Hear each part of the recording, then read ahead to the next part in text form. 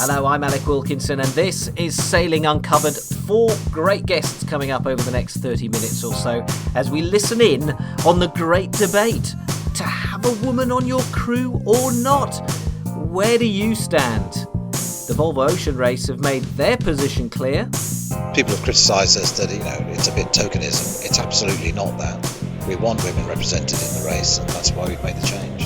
And the campaigning ladies at Magenta give us their views. I don't think it's so much sexism as just they're the people you know, and the girls don't tend to be on TP52s or RC44s in the professional circuits. Plus, how to save the planet and win the next Vendee Globe. We want to succeed in being the first boat to circumnavigate non-stop without any fossil fuels on board. Gender equality and saving the Earth. Yes, this episode has it all. One thing we don't have, though, as we'd hoped to, is record-breaking crew of Fado Cubed.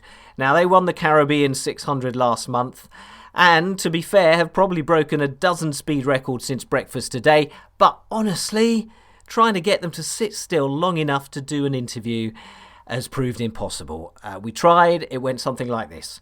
Welcome to the show. We're joined now by the Fado Cubed crew. How are you guys? Oh, there they go. Just sped off for another record attempt.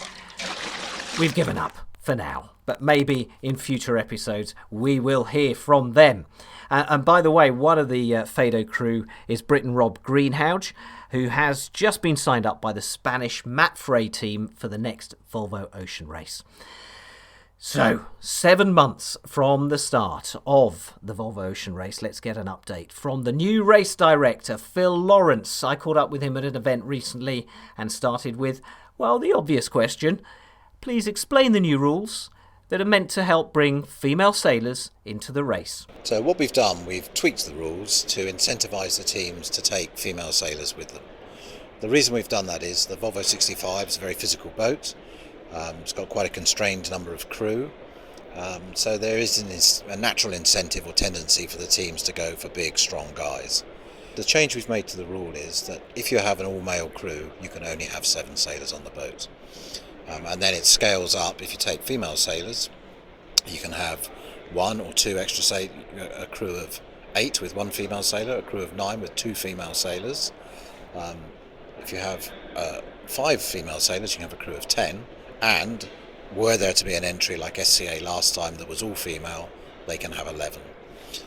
So it's not compulsory, it's on a leg-by-leg basis. So we're just trying to give a little tweak to incentivise the teams to take women who are a huge part of our sport onto the race. But is there also an element, a commercial element in this? Because Team SCA did very well from that point of view. They were a marketing dream.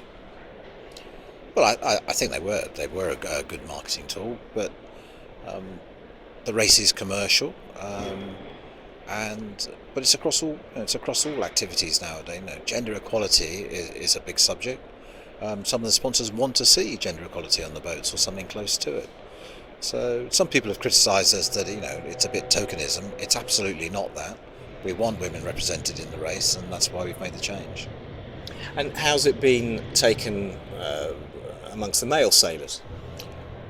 There was a few that sort of took some time to get their heads around it, but I'd say we've got pretty widespread acceptance now. In fact, we have got widespread acceptance, and I'll be very disappointed if there are many boats in our race that don't take female sailors. So at this point, we're some months away from the start. How does it look as far as the take-up for women? Well, we don't know. I mean, we've just started announcing the teams, and there's a schedule of team announcements to come. They're still recruiting and training, so I know quite a few of the top female sailors, Olympic gold medalists, have been approached, but I don't think anyone's settled on their crew yet, so it's too early to tell. And what is the schedule between now and October? Well, for us as organisers of the race, we're very, very busy getting all the preparations in place. We've announced the route. There's 10 legs, 11 cities, so our team are going around to all of those cities to get all the arrangements in place, get all the permissions we need to do the activities on the water. Huge amount of planning, route planning, what are we going to do about the ice in the South Atlantic, in Antarctica. So a tremendous amount of work going on at the moment. Our management team at any one week is spread completely around the world. We've already done the routing modelling for the whole route. Clearly it's weather dependent, so there is an average ETA in each stopover. We've got a huge amount of contingency planning to do, so we have a road book for every leg, so that if there is an incident, if somebody's mast falls down, hopefully not, somewhere, we can turn to that page in our road book and see what the recovery plan is. So a massive amount of work going on at the moment.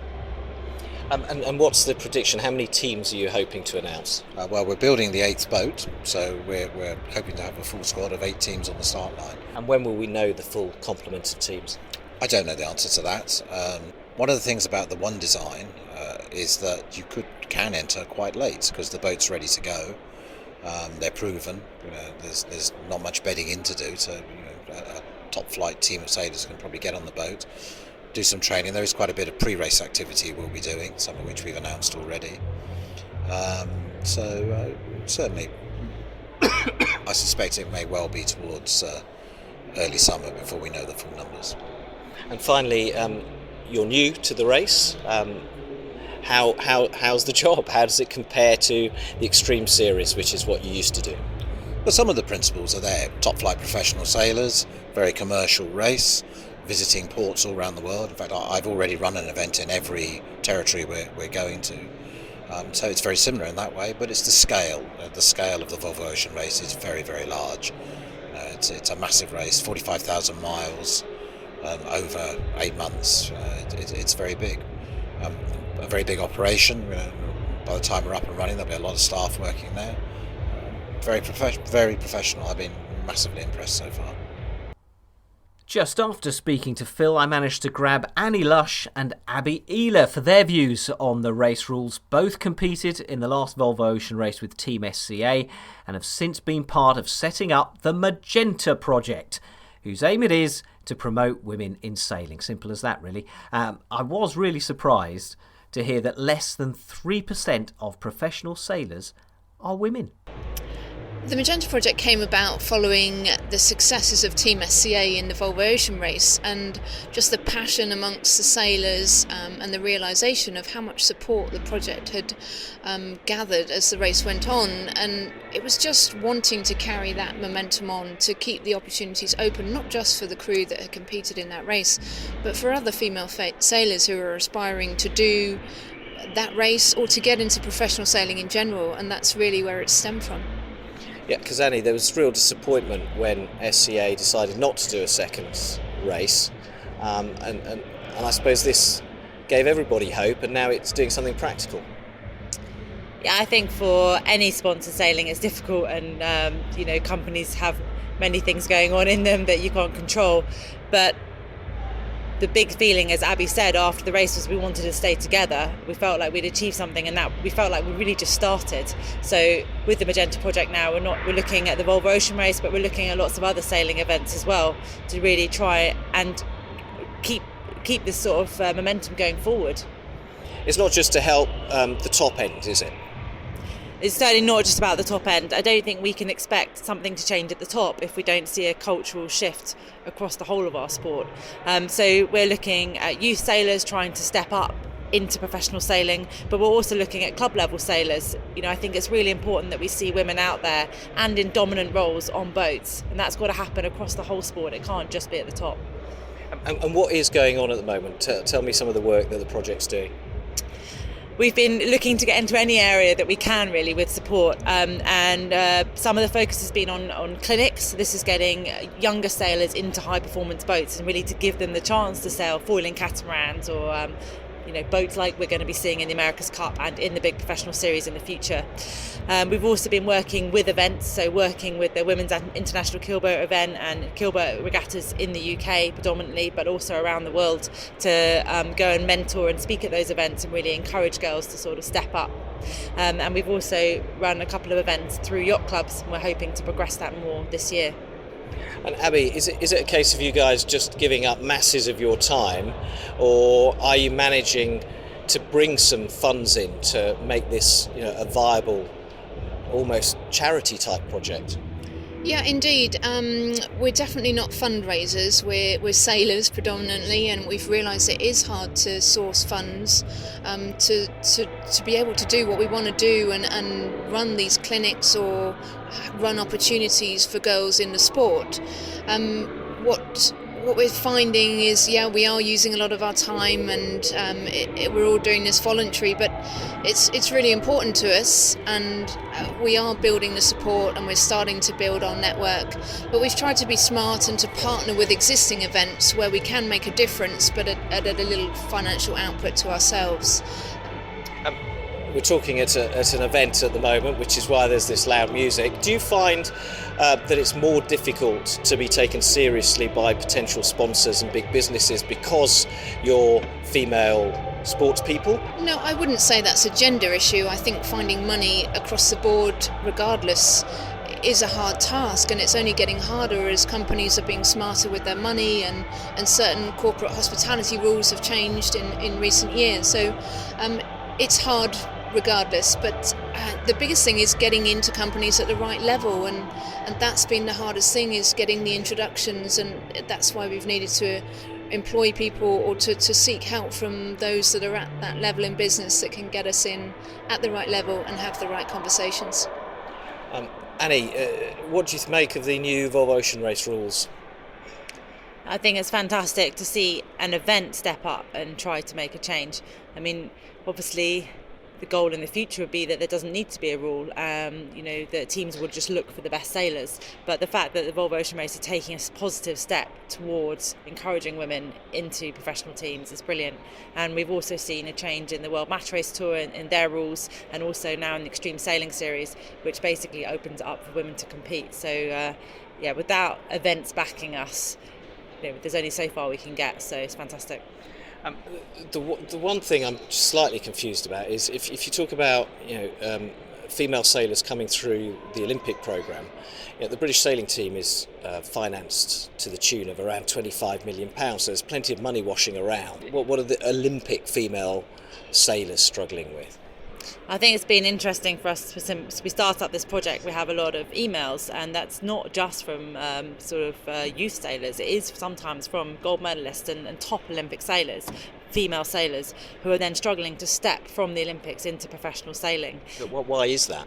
Well, I think a big part of it is, when you're an Olympic sailor, you're racing girls, or it has been until the NACRA got introduced. So I don't think it's so much sexism as just they're the people and the girls don't tend to be on TP52s or RC44s in the professional circuits. So the guys take with them the guys they know and their friends and the guys they race, and we've been separated from them, so they're not taking us with them.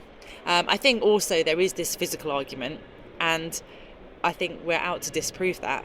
For sure, there is a physical element to sailing, but we all know that's not everything in sailing, and I think sometimes that's a bit of an excuse. So although you've got to acknowledge in boats at the top end, like the Volvo Ocean Race, there is a physical element, and that's why they've introduced the rules by which you get more crew if you have a female on board a Volvo Ocean Race boat. For sure. I mean, the bigger and stronger the better, and the more high performance boats are now, the more it's requiring us to be fit.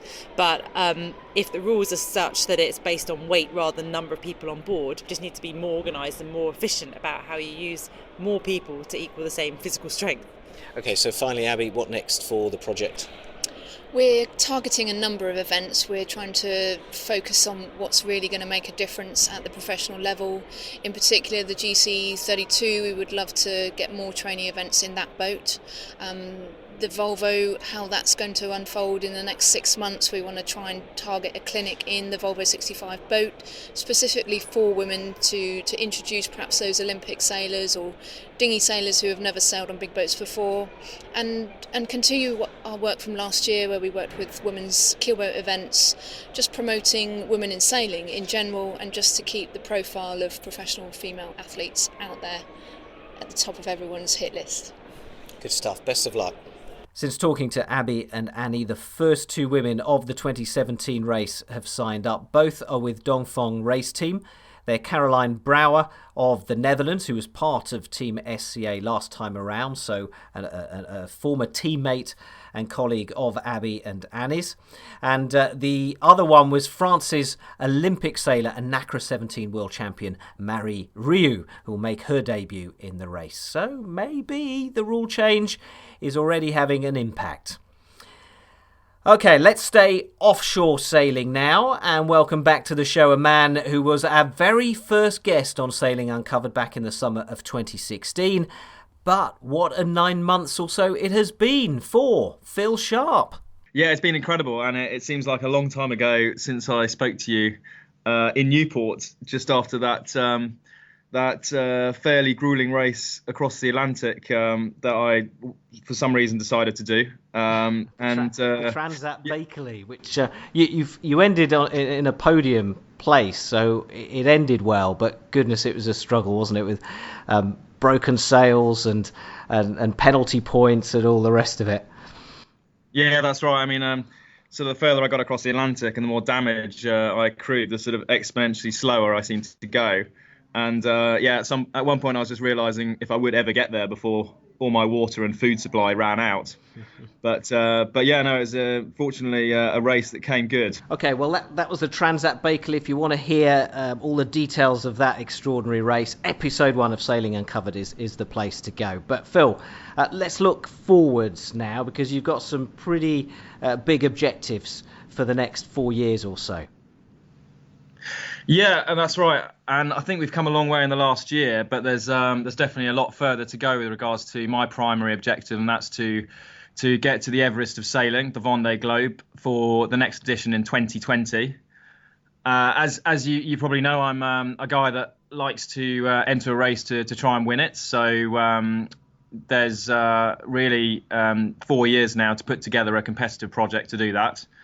The Class 40 has been a really great experience. I think we can say that in terms of an open class boat, there's some really great similarities to the Open 60 class. And because last season, 2016 was your first full season in the Class 40, wasn't it? Yeah, that's right, exactly. And we were really lucky to get hold of a competitive boat just before the Transat, and then by the end of the season to be right up there at the front. And so this year, after finishing third in the championship last year, we're very much looking to try and win the championship for 2017. There's some tough competition as always. There's a few new boats that are going to be introduced, and I think it'll be exciting. I think that there's quite a few different races this year. We've got the Azores race from Les Sables to Azores and back. Race I've never done. So from the west of France to the Azores. When's that? That's in July. That's a double-handed race just for Class 40s. And then the big event of the year is the Transat Jacques Vabre from Le Havre to Salvador in Brazil. And that's a race I'm really looking forward to, actually. And there's a lot of good opportunity for practice for that, particularly with double-handed races to build up to ideally aim for a top result in that race. What I find interesting about the plan is that you've said, right, the goal is the Vendee Globe 2020, but there's 4 years before that, and you've got lots of sort of stepping stones on which to get there. I guess a lot of people would set a target and then fail to get there because they haven't made the interim target. So you've got a very distinct path, haven't you, between now and entering the Vendee? Yeah, and the Vendee Globe is a very big commitment, and we're talking about 2.5 to 3 million euro per annum budgets here. So it's a serious project, and it's very difficult to just jump straight in at the deep end into a competitive IMOCA project straight away. You've got to build up to it. You've got to really, I think, attract the sponsors with a platform, like the Class 40, to really give them the satisfaction, the enjoyment, the return, and yourself the training and the confidence to go all the way there. And it takes time. And 4 years might sound like a long time, but really it flies by so quickly. But then again, the Vendée does have huge exposure. It has massive resonance in France in particular. Everyone knows about the Vendee Globe here, and its presence is growing throughout the world. So it is a fantastic story, and it's just an incredibly simple concept of one man taking on the world non-stop. And I think it will remain to be the holy grail for sailing for quite a while. What's the difference, though, in the actual sailing when you move up from the 40 to the Imoca 60? I think in terms of the spirit of solo offshore racing, it's actually very similar. But I think technically the boats are probably more, definitely more challenging, and the loads are definitely a lot higher on the boats. They're more complicated. Which means that it takes longer to really get to know how to maximise the parameters in your boat. And I think with everything being bigger, all the sails being really twice the area, you have to plan ahead just that much more. You have to be ready for manoeuvres, half an hour ahead of when they happen, because that's how long manoeuvres take on a boat like that. And you have to, if it takes 20 minutes to tack, you have to be very sure you want to tack, because if you tack back, then you just lose a huge amount of time. Now, Phil, you're actually in La Rochelle working on your boat, which is why we can hear that a really annoying alarm. Is that a reversing lorry or something? No, it's actually a 150-ton travel lift that's just going past the office window here. I won't ask you to go and stand in front of it and stop it then. Well, I'm hoping it will actually move away sometime soon. Well, they don't move fast, those things. No, it's moving at about 2 maybe 3 miles an hour, and unfortunately, it's just going back the other way now. Does it actually have a huge ship or yacht slung under it? At the moment, it's completely empty, but when we lifted the Class 40, I'd never used such a big travel lift, and it looked like just a dinghy. Basically hovering up there somewhere in the sky when it lifted. It was so far from the ground. I actually found it quite unsettling. And I think they lift it. They basically lift ships with this. But La Rochelle is an amazing place for us to come. It's got a huge amount of industry here in terms of race preparation. You can get things very quickly and efficiently. Obviously, you'll be doing the Vendee Globe solo, but you also sail with crew on certain campaigns. What do you prefer? I think for someone to say that solo sailing's better or not would probably not be fair, because I think it's great to have a mix. I think solo sailing is definitely more rewarding from a personal angle, and I think to have accomplished the Atlantic solo, like I did when I first got into offshore sailing in the mini transat class, was just a feeling of enormous satisfaction. But I think on the other hand, it is more fun sailing with other people on board. You've got someone to share the experience with. You can thrive and push each other. I think the experience of sailing with someone else is something I'd always look forward to more in a race. But the solo sailing, the challenge and the endeavour and really the amazing satisfaction on getting from start to finish of an adventure is probably something that definitely I find what drags me back to do races like the Transat again. So if you could choose to sail with one person apart from your family or friends or another sailor, who would that be? Who would you like to sail around the world with, and therefore spend however many months it is on a small boat with? Well, I think the names that probably springs to mind is Ernest Shackleton. I mean, he was always a person that could really keep a positive spirit in times of extreme hardship. He was always a people's person. People found him a great pleasure to be with, trekking into the most uncertain and dangerous of territories, and I think to just try and learn some of his secrets and have an insight into what drives a person like that, and how they can just stay positive and so motivated and keep everyone focused on their objectives, I think would be a very interesting person to have such an experience with. Okay, now you've got a really sort of interesting concept that you're introducing about sustainability and trying to be the first zero fossil fuel vessel to circumnavigate the globe, which presumably is your aim for the Vendee 2020. How does that work? Well, simply we want to replace all the diesel engine on board with quite advanced hydrogen technology, and this is hydrogen technology that can store renewable energy.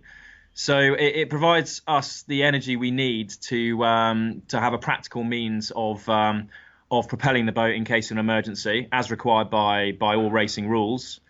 And it is a system where we can be as light as a conventional diesel engine and fuel. And our reason really for doing this is twofold. Firstly, we want to succeed in being the first boat to circumnavigate non-stop without any fossil fuels on board. So that's never been achieved. And even in the recent Vendee Globe, all boats actually carried emergency diesel on board. So that's the first objective, is to succeed in that record. Secondly, we really want to provide a practical solution to clean energy systems for the future of marine vessels. So by doing that, we want to demonstrate a system that can work, can be adapted by boats, by all yachts and motorboats of that sort of size, and to really accelerate a transition to renewable energy for the boating market.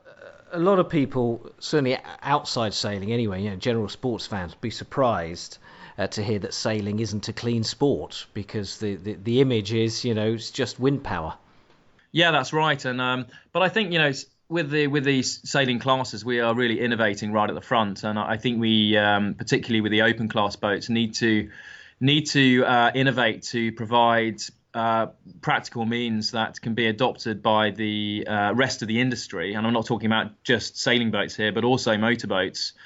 And in fact, when you're sitting in anchorage next to a motorboat running their generator just so they can power their air conditioning, and you get a waft of smoke drifting your way, you actually do realise just how unfriendly the marine industry can be. And it is, in fact, a long way behind automotive in terms of emissions. But providing a scalable solution and demonstrating that in smaller boats successfully could mean that it could be adopted by ships in the future. Certainly something that is a huge contributor to global emissions.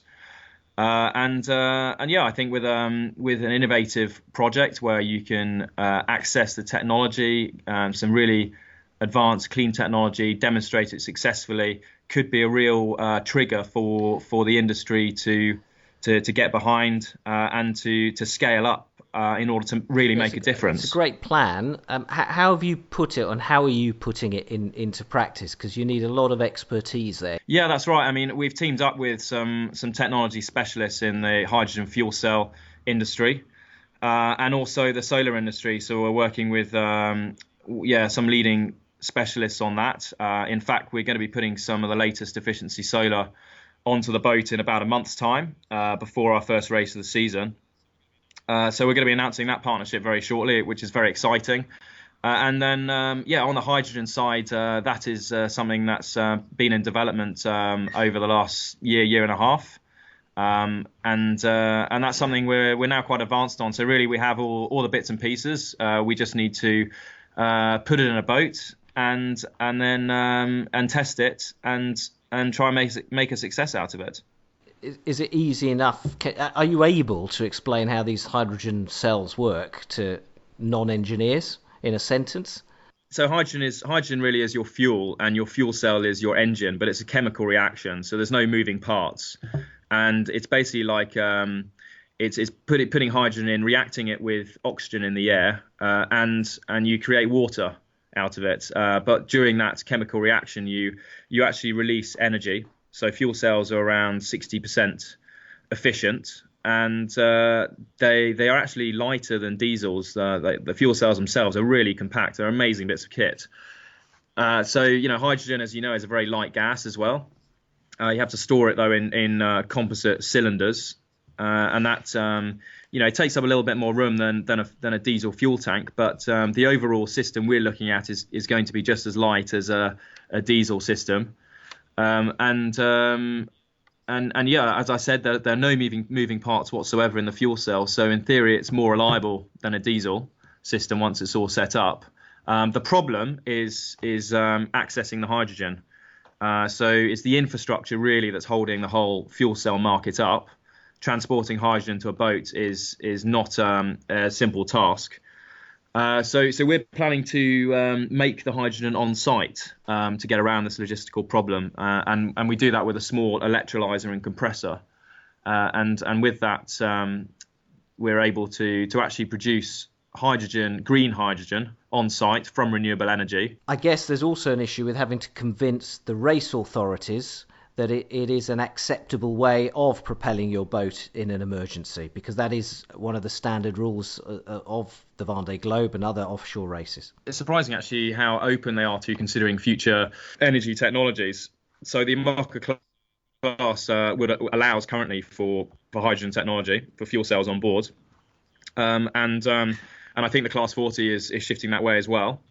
And I think they realise that really diesels are just not at all compatible with renewable technology that's coming through, and we need a more integrated system that can store large amounts of clean energy on board in order to make a craft that can be totally energy independent. Okay, Phil. So just finally, what's your next big challenge? Well, first major challenge is to get the boat ready in time for the first race of the season, and that's the Grand Prix Goyada in Douarnenez, which is a pretty amazing multi-class event in West Brittany. It's in southwest Brittany, small fishing port of Douarnenez, but one of France's biggest regattas. And then we've got the race to the Azores and back, followed by the Fastnet. Predictions for the Fastnet? Firstly, there's going to be a lot of Class 40s. I think there might be about 40 boats, which would be one of the biggest fleets the Class 40s have ever seen. Last time I went into the Fastnet with a Class 40, I came third, so hopefully I'm looking to do better than that. And the Fastnet gets underway on August the 6th from the Isle of Wight in the English Channel. I feel a preview might be called for. Best of luck, Phil. Thanks for joining us. And that is Sailing Uncovered for this month. We have loads of stuff coming your way over the summer, including Dame Ellen MacArthur launching the start of her new Round Britain Challenge. We'll be in Bermuda, yes, for the America's Cup.